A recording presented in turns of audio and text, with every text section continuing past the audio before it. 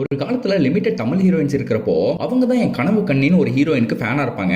அந்த கட்டையை பார்த்தா தான் அந்த கட்டை வேகும். ஆனா இப்பெல்லாம் ஒரு படத்துக்கும் வர ஒரு புது ஹீரோயின்ஸ்க்கும் திடீர் புயல் மாதிரி திடீர் ஃபேன்ஸ் கிளம்பிடுறாங்க.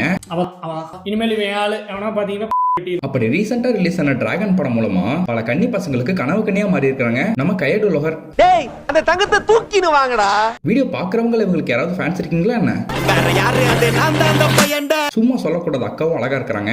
ரொம்ப அழகா இருக்காங்களா? அட கொக்கா மவனே. டிராகன் படத்துக்காக ப்ரமோஷனுக்கு பல இன்டர்வியூ போனவங்க தெலுங்கு சேனலுக்கு தெரியாம நம்ம பிரதீபனா கூட போயிட்டாங்க. ஏன்னா போன இடத்துல லவ் டுடே மாதிரி ரெண்டு பேரையும் போன் எக்ஸ்சேஞ்ச் பண்ண சொல்லி சம்பவம் பண்ணிருக்காங்க.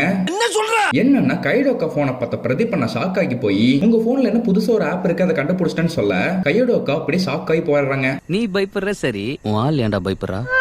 என்னடான்னு பார்த்தா மீம் கிரியேட்டர் ஆப். வேற என்ன நினைச்சீங்க?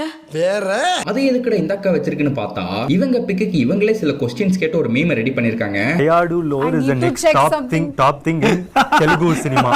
எதுக்குன்னு கேட்டா பிக் பாஸ்ல நவுத்து போன வார்த்தையான பிஆர்காகன்னு போல்டா சொல்லிட்டாங்க. Called PR. If no one is doing it, you have to do it. Fake it till you make it. ஏமாத்தி போட்டாங்க பெரியப்பா. இப்ப தெரியுதா அந்த டைம்ல எல்லாம் நமக்கு ஏன் ஒரே ஒரு ஹீரோயின் மட்டும் கனவு கண்ணியா இருந்தாங்கன்னு. எல்லாம் நம்ப வச்சு மோசம் பண்ணிட்டாங்க பெரியப்பா.